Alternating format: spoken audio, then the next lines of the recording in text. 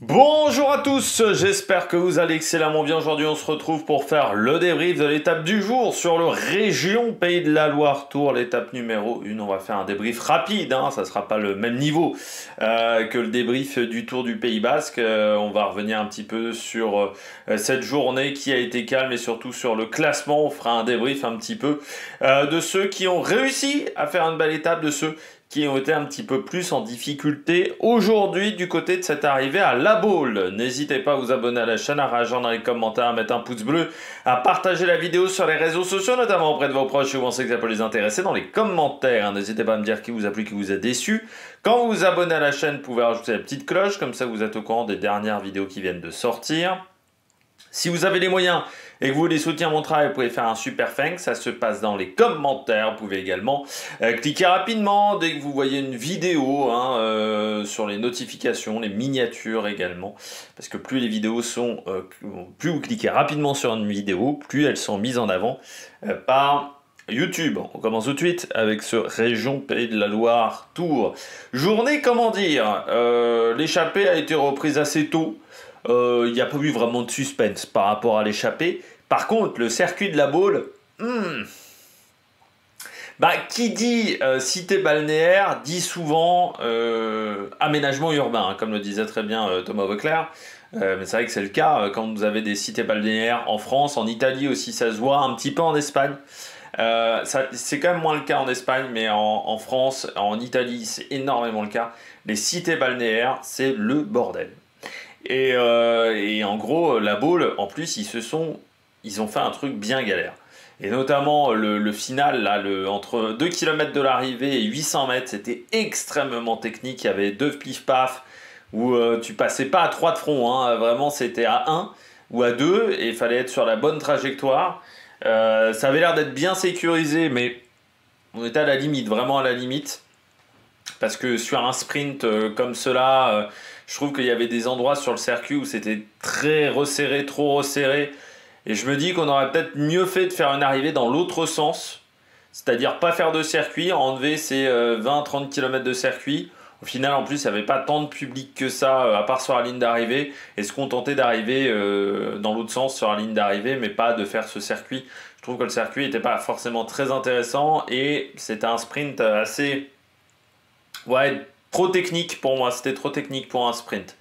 Ce genre de finale, alors on va me dire oui, les mecs ils doivent savoir passer des ronds-points, ce genre de choses, ouais, mais quand tu peux pas passer à plus de 3 de front, il y a un moment, vous regarderez entre 2 km et demi et 1 km et 800 mètres. Et ils avaient déjà fait ça une fois la région Pays de la Loire Tour, mais c'était plus loin de l'arrivée. Quand ils l'avaient fait une fois où il y avait un circuit, c'était technique, c'était un petit peu plus loin de l'arrivée.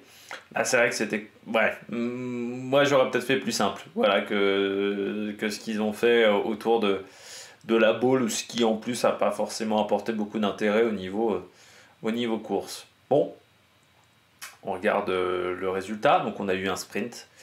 Et victoire de Sam Bennett. Il n'y a pas eu match, il n'y a pas eu match. Pourquoi? Parce que Sam Bennett, il a été super bien emmené par Tord Gumerstad. Pourtant, ils étaient en sous-nombre par rapport à d'autres formations, mais ils ont très bien su utiliser le fait d'être en sous-nombre, parce que c'est vrai que Groupama, par exemple, a fait un gros travail vers 4 km de l'arrivée, 3 km de l'arrivée, c'était 4 contre 2 déjà à l'époque, à ce moment-là, du côté de la Décathlon, parce que c'est vrai que Gumerstad s'est retrouvé seul assez loin de l'arrivée.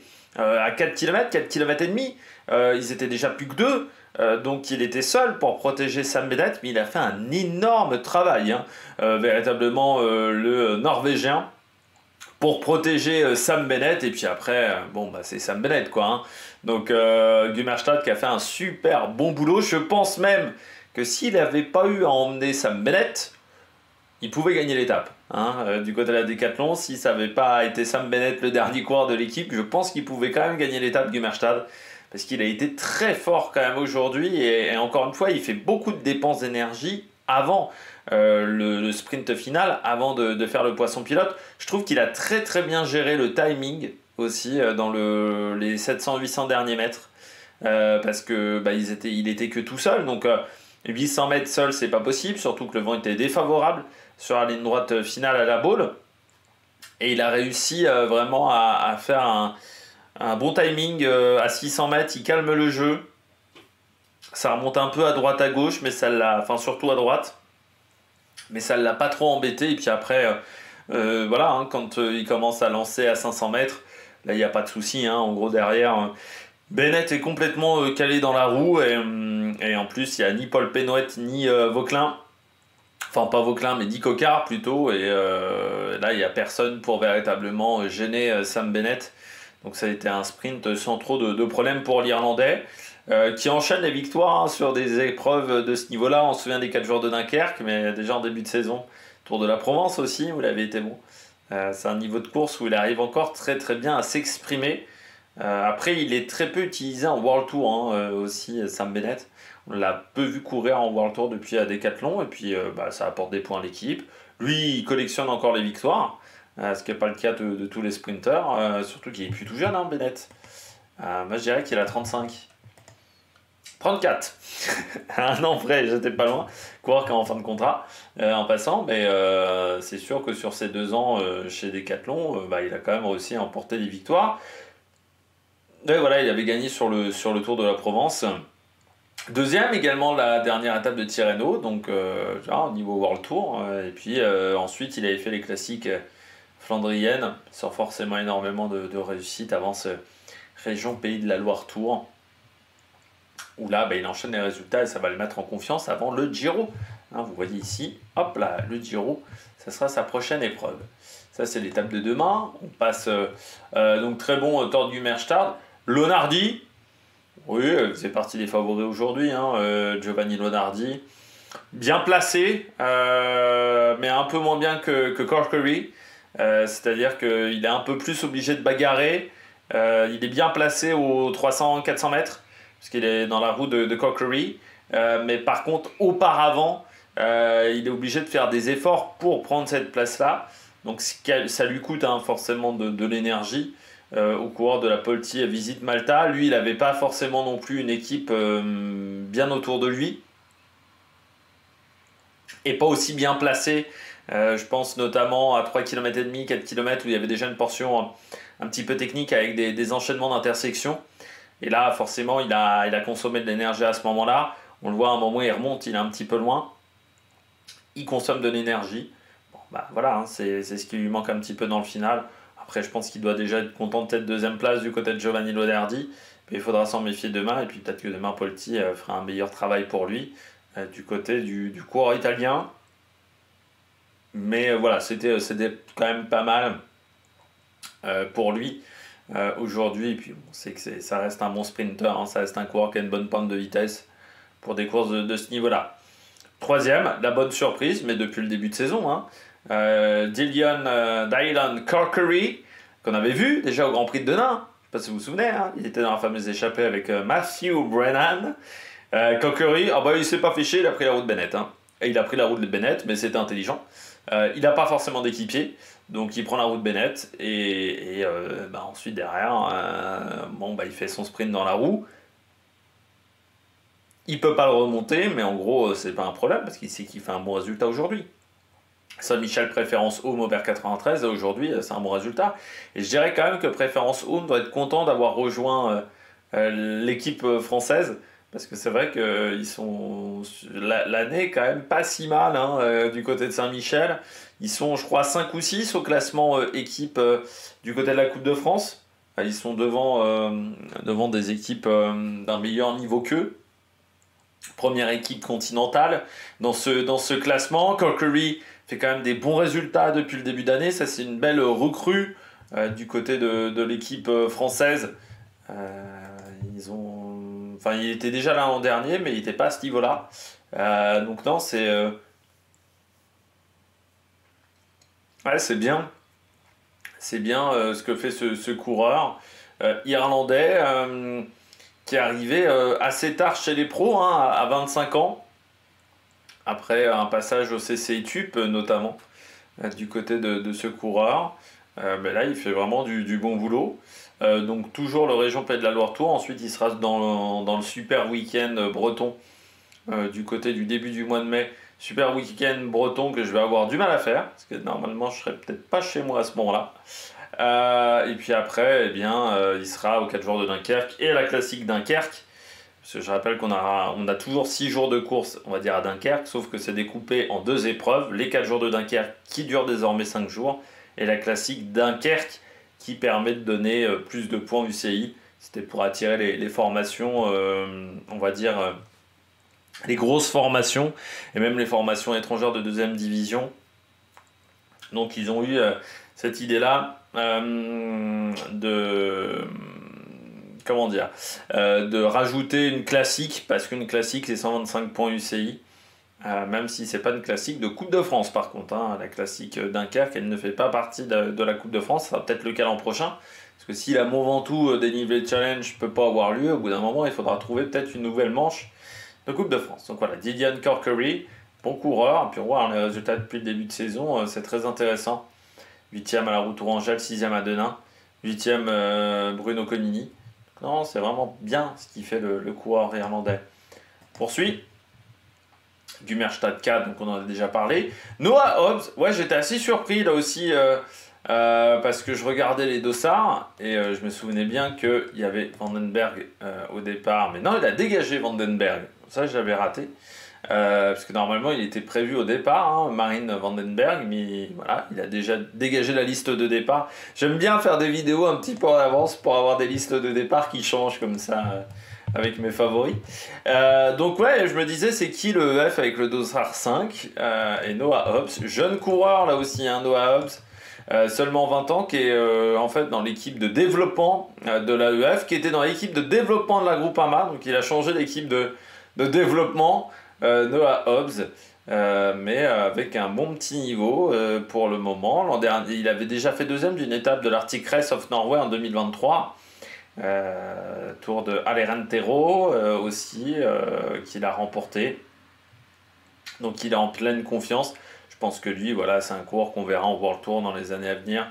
Parce que bon petit sprinter et qui a aussi remporté 2 étapes de l'Alpe-Isère Tour. Ça veut dire que ça s'est quand même passé un petit peu les bosses. 4e de Gand junior, 4e de Paris 3 également. Donc ouais, il y a quelques résultats du côté de Noah Hobbs. Pas mal du côté du Britannique. Cyril Bart, ouais, qui a fait le sprint. Je pense que Penwet a dû être gêné par la chute dans le dernier tour. Il y a une chute dans un rond-point. Il y a un coureur Groupama qui tombe. On ne savait pas trop c'était qui, ce coureur Groupama, mais il a dû être gêné à ce moment-là, du côté du coureur de la Groupama FDJ, Paul Penwet, voilà, et puis ensuite il a fallu se débrouiller autrement. Et Cyril Bart, qui fait un début de saison où il est plutôt en jambes, a fait le sprint. Mais forcément, face à des grands sprinters, c'était compliqué. Vauclin, qui est en jambes, dommage, il ne rapporte pas de points ici aujourd'hui.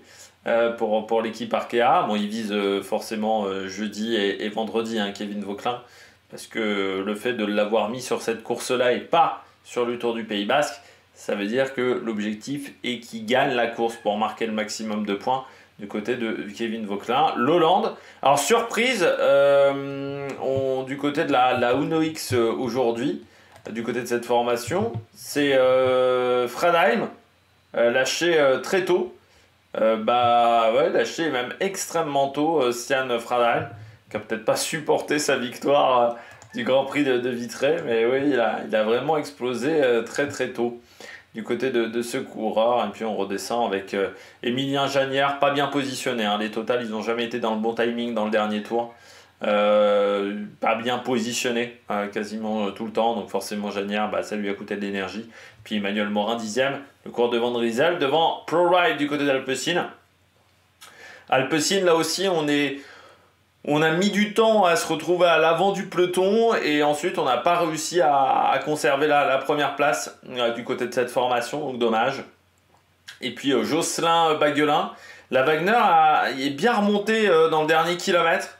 Après, Jocelyn Baguelin n'a pas réussi à prendre des points UCI. Et puis Romain Auger, Kopecky, déjà là, et Jonas Gens, 15e. Vous voyez parmi les mauvais résultats, Brian Coca, pas bien positionné du tout.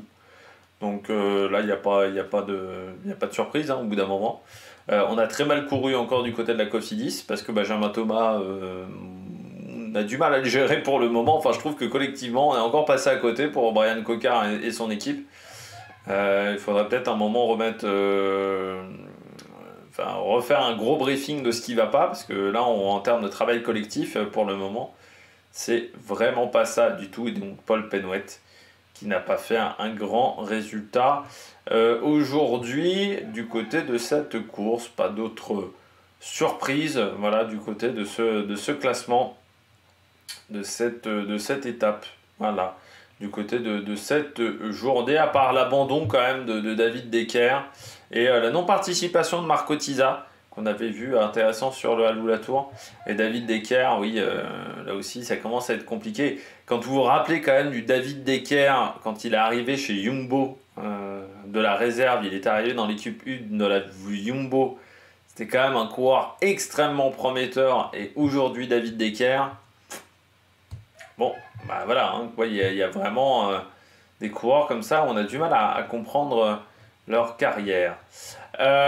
Du côté des différents classements, alors attendez, tout n'est pas à jour, donc je relance.